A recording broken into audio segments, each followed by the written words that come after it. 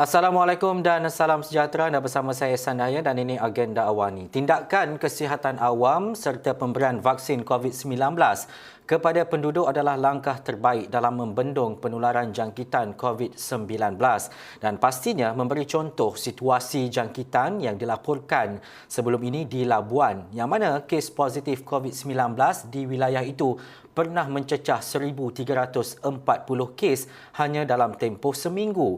Pelaksanaan tindakan kesihatan awam dan juga pemberian vaksin kenal pasti jangkitan yang dilaporkan melibatkan varian Delta iaitu terdiri daripada pekerja industri perkapalan berjaya menurunkan kes di Labuan. Jadi kita nak melihat kepada situasi dan juga keadaan ini. Pastinya perbandingan itu tidak boleh dibuat, tetapi kita boleh belajar sesuatu apa yang berlaku di Labuan. Bersama saya menerusi Skype ketika ini, Pengerusi Jawatan Kuasa Pengurusan Bencana Wilayah Persekutuan Labuan, Tuan Haji Ridwan Ismail. Assalamualaikum Tuan Haji. Waalaikumsalam warahmatullahi wabarakatuh. Baik, Tuan Haji, pertama sekali, Labuan pernah mencapai R0 2.4 yang berada dalam zon merah pada April disebabkan varian Delta dan kini berjaya menurunkan kes kebolehjangkitan itu. Mungkin boleh dikongsikan terlebih dahulu sorotan mengenai langkah pencegahan dan juga tindakan awam yang diambil pada ketika dan juga masa itu, Tuan Haji. Terima kasih, Astro Agenda. Seperti mana yang dia maklumlah, kita telah pun mengalami satu wabak yang menggusarkan ataupun yang kita sendiri melihat bahawa Labuan sebelum ini menjadi topik perbincangan hangat kebangsaan, di mana kita pada bermula seawal bulan April lagi, itu kalau boleh dikatakan pada 24 hari bulan April, di mana kita telah pun mengenal pasti kemasukan VOC Delta yang masuk ke Labuan dan mana telah pun mengubah keseluruhan sistem pengurusan dan kawalan COVID-19 di Persekutuan Labuan ini. Dan keadaan ini menjadi semakin serius kalau kita melihat daripada pertengahan April tersebut, yang mana kita di Labuan ini antara faktor penyumbang kepada peningkatan yang begitu drastik untuk kes COVID ini adalah disebabkan oleh pada bulan tersebut juga kita telah pun menyambut sambutan Hari Raya Aidilfitri, yang mana walaupun SOP telah pun disediakan oleh pihak MKN Pusat, tapi disebabkan oleh masih terdapatnya ada segelintir masyarakat yang tidak mematuhi ataupun melanggar SOP yang ditetapkan, yang mana adanya aktiviti-aktiviti kunjung-mengunjung selepas daripada hari raya pertama itu. Itu yang pertama.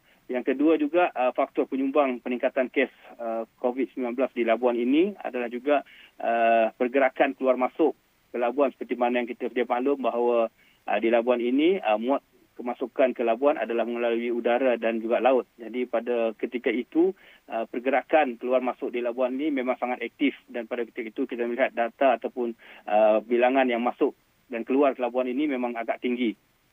Dan seterusnya, yang ketiga, faktor penyumbang juga adalah aktiviti ekonomi seperti perkapalan, oil and gas dan industri-industri yang berkaitan dengannya masih lagi aktif pada ketika itu. Jadi kita belum lagi buat apa-apa dari segi sekatan ataupun pengurangan aktiviti tersebut. Okay, dan yang terakhir sekali, faktor penyumbang yang melihat antaranya peningkatan ini juga adalah disebabkan oleh varian itu sendiri, yang mana kita sedia maklum bahawa varian VOC Delta ini adalah begitu sangat agresif, cepat dan bahaya, dan kebanyakan pesakit yang dirujuk ke hospital rata-ratanya ataupun majoritinya adalah pesakit yang terus kepada kategori ketiga ke atas. Jadi inilah penyebabnya pada ketika itu peningkatan kes di Labuan memang boleh dikatakan sangat-sangat tinggi, yang mana kalau kita melihat pada minggu ke-19 itu epidemi ke-19 pada pada April itu, kes sebelum ini hanya 31 kes dalam seminggu, disusuli dengan minggu berikutnya adalah 164, dan seterusnya pada minggu-minggu seterusnya itu pada epic minggu ataupun minggu yang ke-23 meningkat sehingga 1,344 seminggu dia punya kes ini. Dan ini adalah boleh dikatakan merekodkan insiden tertinggi untuk nisbah 100,000 penduduk untuk negara kita. Jadi melihat kepada agresif dan bahayanya kita punya COVID ataupun VOC Delta yang menyerang Labuan ini, jadi kita telah pun menyusun ataupun telah pun membincangkan di dalam Jawatan Kuasa Pengurusan Bencana, yang mana Jabatan Kesihatan selaku Jabatan Peneraju telah pun merancang program dan mengambil tindakan segera untuk memastikan penularan ini dapat kita bendung dalam 2 tempoh pengeraman. Itu satu pengeraman adalah 14 hari. Jadi beberapa program ataupun tindakan yang telah kita ambil, yang tindakan yang begitu segeralah yang perlu kita ambil. Yang pertama adalah kita perlu membuat program kawalan, yang mana ini dilaksanakan oleh Jawatan Kesihatan dan dengan kerjasama Jawatan Kuasa Pengurusan Bencana Labuan, yang mana kita terus memperkasakan dari segi contact tracing, memastikan setiap kes yang kita dapati kita cari sehingga ke generasi yang ketiga. Ini yang kita telah buat. Yang kedua, kita juga memastikan bahawa kita mencari ataupun menyemak ataupun meneliti hubung kait setiap kes, bagi memastikan kes jelas berpunca dan kemungkinan penularan ini daripada puncanya. Dan yang ketiga juga kita melihat penilaian risiko secara harian dan meneliti kemungkinan jangkitan-jangkitan baru. Ini yang kita buat. Dan yang seterusnya adalah melakukan mass targeted screening, yang mana ini berdasarkan kepada penilaian risiko untuk memastikan setiap kes itu dikenal pasti, dirawat, disaring dan terus dikuarantinkan. Dan kemudian juga kita memperketatkan program beberapa program kawalan yang kita telah terapkan, yang mana seperti mana yang kita sedia maklum juga, kita telah pun melaksanakan PKPD secara keseluruhan, iaitu di 5 zon. Dan juga dalam masa yang sama juga kita juga melaksanakan PKPD di 8 lokaliti bersasar. Di samping itu juga kita juga dalam 8 lokaliti bersasar tersebut, kita juga melaksanakan pelaksanaan PKPD secara pentadbiran. Yang ini pun kita laksanakan. Pasal ini kita melihat bahawa perkara ini perlu kita laksanakan segera. Jadi kita juga membuat PKPD secara pentadbiran. Dan seterusnya program lockdown Kendiri, yang ini lebih kepada kita melihat kepada industri dan juga sektor-sektor perniagaan dan perdagangan ni, yang kita minta supaya perlu adanya komitmen dan kerjasama untuk mereka membuat PKPD secara Kendiri lah, ataupun lockdown Kendiri dipanggil. Dan yang terakhir juga, kita juga telah pun memasukkan dalam kita punya SOP ataupun menyediakan SOP kemasukan ke Labuan itu, dan kita pertingkatkan dalam mana sebelum ini kita hanya membuat saringan dan juga menggunakan RTK sahaja, antigen sahaja untuk masuk ke Labuan, tapi pada ketika itu dan juga ketika ini kita menggunakan RT-PCR 3 hari sebelum kemasukan ke Labuan, dan juga kuarantin wajib kepada kepada semua warga-warga Labuan ataupun warga Malaysia dan juga warga-warga asing. Melihat kepada ini, kalau warga Malaysia hanya 10 hari dan warga asing kita kuarantinkan 14 hari. Dan ini juga kita dalam masa yang sama juga kita telah pun mengurangkan beberapa aktiviti-aktiviti perkapalan dan aktiviti minyak dan gas. Itulah yang kita laksanakan sekarang ini. Langkah yang dinyatakan oleh Tuan Haji tadi, pastinya ia harus digemling dengan pemberian vaksin secara konsisten yang harus diperkasakan. Menurut data terkini, mungkin berapa peratusan sudah yang menerima vaksin dos pertama dan juga dos kedua untuk keseluruhan rakyat dan juga masyarakat di Labuan, Tuan Haji? Okey, sehingga pada 20 Julai iaitu pada hari semalam lah, kita telah pun berjaya memvaksinkan untuk warga ataupun komuniti yang berumur 18 tahun ke atas adalah 91.8%. Itu bersamaan dengan 62,332. Dan juga untuk dos yang telah lengkap, iaitu dos 1 dan dos 2 adalah sebanyak 67%. iaitu bersamaan dengan 45,847. Itulah setakat semalam kita telah berjaya memvaksinkannya. Ya. Tuan Haji, dalam situasi yang begitu mencabar, sudah tentu penyelarasan koordinasi bersepadu begitu penting untuk memastikan sebarang bentuk komunikasi dan juga tindakan pelaksanaan di peringkat dasar ke pelaksanaan berjalan dengan lancar. Sejauh mana rakyat di Labuan khususnya dan semua pihak untuk mendapatkan maklumat, komunikasi yang tepat berhubung situasi sebenar yang berlaku? Betul. Sebenarnya itulah kita punya di dalam pengurusan bencana daerah kita, untuk kita juga telah pun ada mempunyai ataupun memberi mandat kepada jawatan kuasa pengurusan media kita untuk memainkan peranan, untuk menyampaikan apa jua informasi, apa jua berita-berita terkini mengenai COVID-19 di Labuan ini. Jadi dalam masa yang sama juga kita di bawah Jabatan Kesihatan juga telah pun melaksanakan beberapa program. Program pertama yang kita laksanakan, yang mana pengarah Jabatan Kesihatan sendiri telah pun setiap hari di dalam program di bawah Jabatan Penyiaran, kita kenali sebagai Roger Labuan ini, yang mana setiap hari pengarah Jabatan Kesihatan memberikan update ataupun perkembangan terkini mengenai kes dan juga kaedah-kaedah pelaksanaan pencegahan dan kawalan setiap untuk memastikan semua warga. Yang ini Roger ini adalah melalui radio tempatan kita lah di Labuan. Jadi dalam keadaan berkesempatan tersebut juga bolehlah sekiranya ada warga-warga yang memerlukan penjelasan, memerlukan pertanyaan-pertanyaan yang perlu dijawab dari dalam program ini. Jadi pengarah Jabatan Kesihatan sendiri akan memberikan panduan, memberikan nasihat dan sebagainya. Begitu juga di bawah Jabatan Penerangan juga, kita juga menyediakan program dipanggil IOW, iaitu Information on Wheel, yang mana ini juga kita bergerakkan di setiap pelosok kampung-kampung, di kawasan-kawasan penempatan dan sebagainya, untuk memberikan dan juga memaklumkan mengenai SOP-SOP yang perlu diamalkan. Di samping juga SOP-SOP berdasarkan kepada keadaan sekarang lah. Contohnya kalau kita sekarang ini di Labuan juga masih dalam PKP, Plan Pemulihan Negara Fasa 1. Jadi kita sentiasa mewawarkan kepada komuniti yang mana kita perlu maklumkan apa yang boleh dan apa yang tidak dibenarkan, dan apa yang dibenarkan dalam fasa 1 ini. Begitu juga dengan program Jabatan Kesihatan sendiri. Mereka juga merangka program seperti program dipanggil program Rumah Bebas COVID, program Hebahan Komuniti, dan juga program pendidikan kesihatan di kawasan PKPD ini. Jadi di sini kita melihat ini adalah peranan dan juga komitmen daripada jabatan-jabatan yang ada di dalam Jabatan Kuasa Pengurusan Bencana.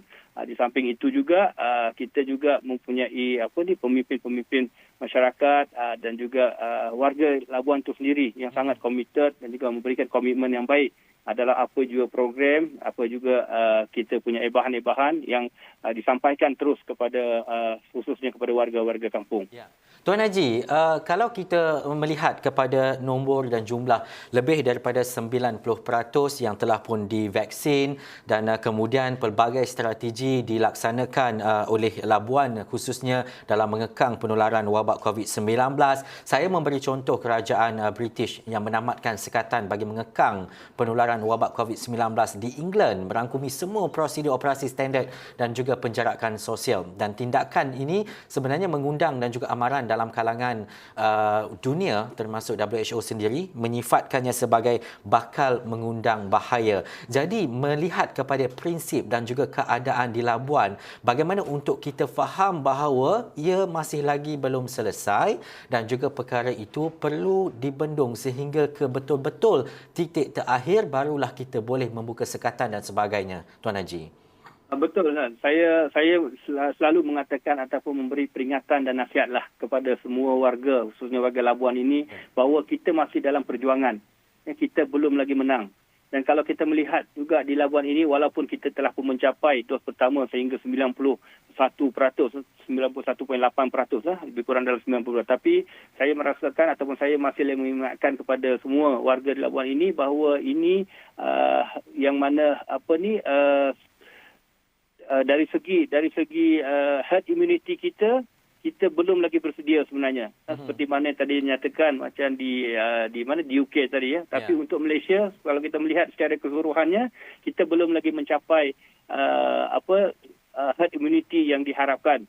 Dan ini juga bagi saya kita tidak perlu tergesa-gesa dalam untuk kita membuka keseluruhan aktiviti dan juga kembali kepada amalan ataupun kehidupan seharian kita sebelum ini. Pasal kita tahu bahawa kita memerlukan warga-warga daripada luar. Aktiviti keluar masuk tu masih ada lagi. Jadi saya rasa adalah lebih kita berhati-hati kalau dalam kita membuka keseluruhan aktiviti yang ada di negara kita, khususnya yang mana yang berkaitan dengan keluar masuknya warga-warga. Jadi saya rasa yang penting di sini adalah herd immunity itu bukan hanya kepada satu-satu negara sahaja, tapi herd immunity itu perlu kepada keseluruhan negara ataupun keseluruhan dunia ini. Jadi barulah kita rasa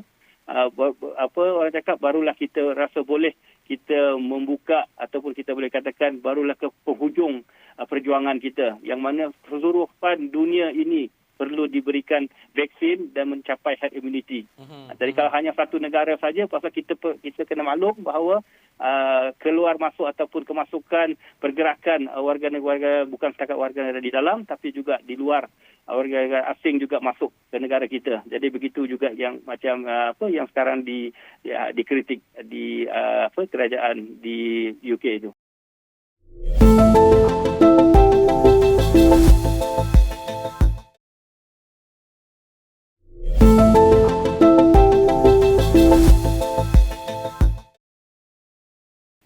Dan herd immunity yang seperti yang dinyatakan oleh Tuan Haji itu, kalau ia hanya dicapai di Labuan tetapi di sekitarnya, di keseluruhan negara itu tidak mencapai, ia juga boleh mengundang pelbagai perkara-perkara lain keluar dan masuk dan sebagainya. Tapi Tuan Haji, satu perkara tadi Tuan Haji telah pun menyatakan berkaitan dengan bagaimana kawalan di tempat kerja, di kawasan-kawasan perkapalan contohnya yang memang banyak di Labuan. Selain memberi tumpuan kepada penularan di peringkat komuniti, sejauh mana pertimbangan sewajarnya diambil oleh JPBN wilayah Persekutuan Labuan berkaitan dengan penularan yang tercetus daripada kluster-kluster di tempat kerja? Industri ini dapat dikawal, bagaimana gerak gempur, gerak kerja dan juga kawalan itu dibuat di lokasi ataupun di lokaliti tertentu ini?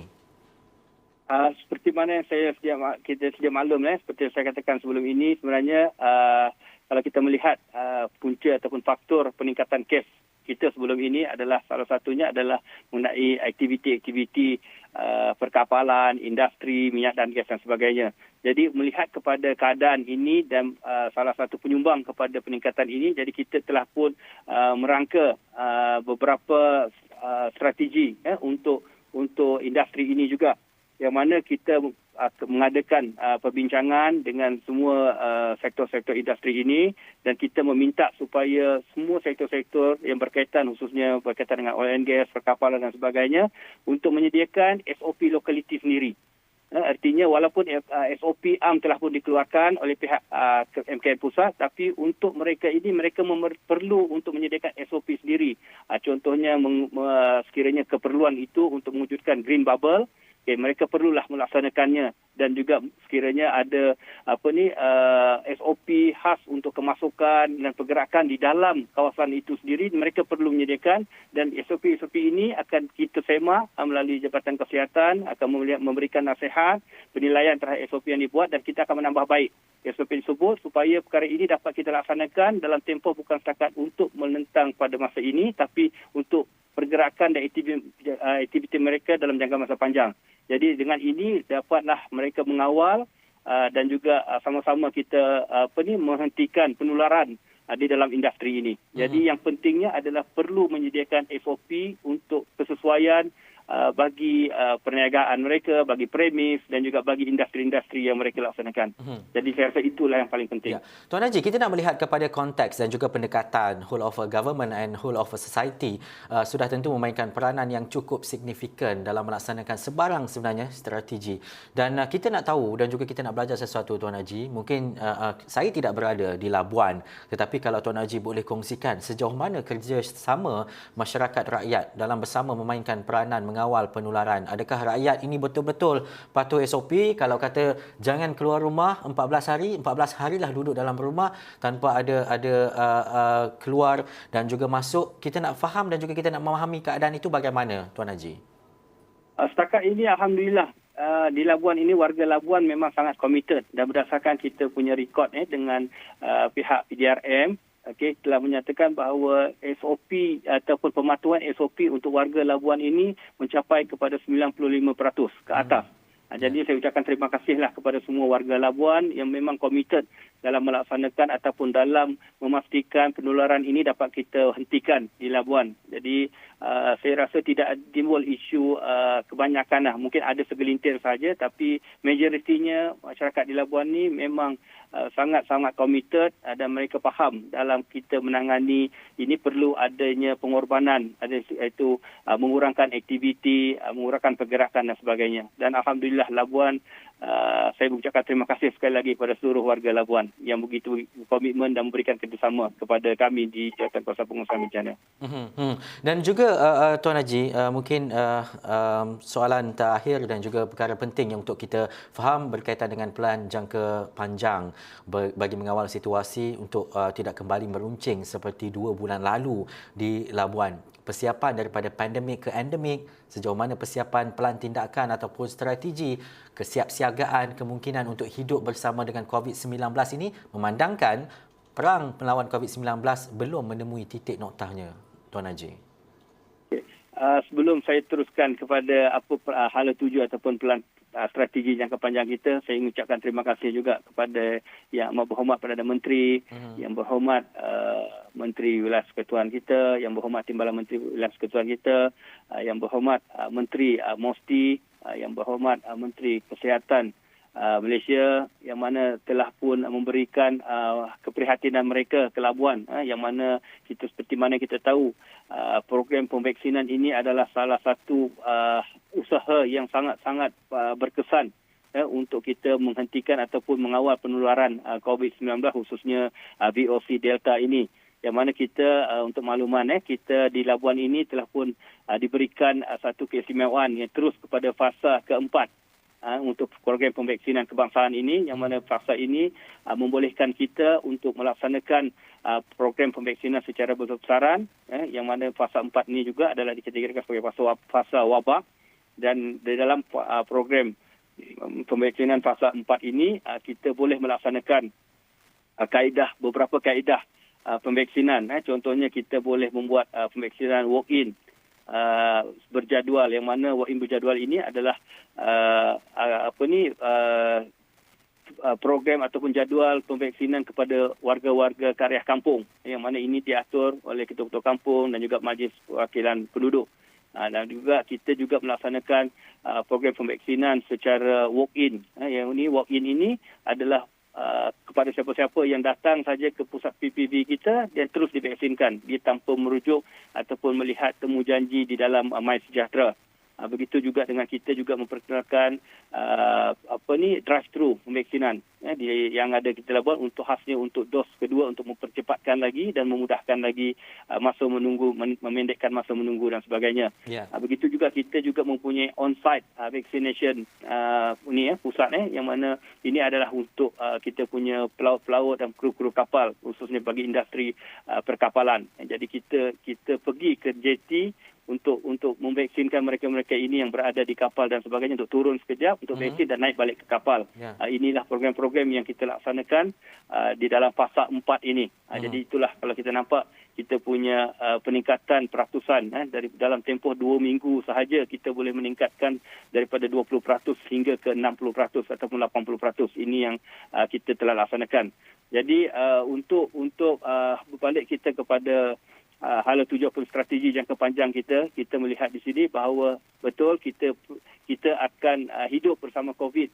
COVID ini seperti mana yang telah maklumkan bahawa COVID ini tidak akan hilang ataupun tidak akan lenyap daripada komuniti kita. Jadi kita perlu bersedia dan kita perlu merangka strategi seperti mana yang kita bercadangkanlah untuk kita membuat beberapa strategi berkaitan dengan golongan sasar. Contohnya kita strategi kepada komuniti. Jadi kita perlu memberikan pendedahan, kita memberikan kempen pembudayaan norma baru dan pematuhan SOP kepada komuniti. Contohnya juga kita juga melancarkan rumah bebas COVID, program zon hijau COVID bagi kawasan perumahan dan kampung. Jadi ini adalah langkah ataupun strategi masa hadapan kita untuk kita bersama-sama hidup dengan COVID. Begitu juga untuk sektor perdagangan dan perniagaan. Seperti mana yang saya nyatakan tadi, perlu adanya SOP terperinci ataupun lokaliti khas kepada mereka-mereka ini perlu menyediakan sendiri dan mengikut kesesuaian dan persekitaran premis perniagaan itu sendiri. Dan juga bagi sektor perkapalan, oil and gas. Jadi yang ini juga perlu juga menyediakan lokaliti ataupun SOP lokaliti bersesuaian dengan persekitaran kawasan, persekitaran industri dan juga aktiviti-aktiviti mereka. Kita tidak perlu ataupun kita tidak boleh berpandukan kepada SOP am semata-mata. Pasal yang ini pergerakan dan juga apa aktiviti di dalam tu hanya mereka yang tahu dan mereka yang boleh mengawal. Dan juga di dalam sektor perkapalan, oil and gas dan industri juga kita perlu juga sekiranya keperluan mewujudkan green bubble. Yang mana di Labuan ini juga kita telah pun melaksanakan untuk industri oil and gas ni program green bubble yang mana mereka pekerja ini masuk ke tempat bekerja dan balik ke hotel untuk tempoh masa mereka bekerja sehingga contohnya dalam shiftnya ataupun masa operasinya 2 minggu, jadi mereka akan masuk ke hotel dan hanya pergi ke tempat kerja dan balik ke hotel, dan ini semua dibiayai oleh industri itu sendiri. Alhamdulillah. Jadi inilah komitmen yang diberikan oleh seluruh warga Labuan, semua peringkat. Bukan hanya sekadar di Labuan, tetapi kita nak pastikan keseluruhan kawasan, negeri, tempat dan juga daerah bebas daripada COVID-19 dan kes-kes berjaya kita turunkan dengan kerjasama, bukan sekadar kementerian, bukan sekadar frontliner dan sebagainya, tetapi keseluruhan masyarakat Malaysia untuk pastikan bahawa COVID-19 ini mampu dilandaikan sesegera mungkin di samping program vaksinasi yang kita lancarkan dan juga kita perkasakan sekarang ini. Terima kasih saya ucapkan kepada Pengerusi Jawatan Kuasa Pengurusan Bencana Wilayah Persekutuan Labuan, Tuan Haji Ridwan Ismail. Banyak yang kita belajar, semoga ia memberi manfaat dan juga kita mampu mencapai herd immunity dengan kadar segera dan secepat mungkin. Terima kasih sekali lagi Tuan Haji. Itu sahaja waktu yang kita ada dalam agenda awal ni. Saya Ihsan Yahya. Assalamualaikum dan jumpa lagi.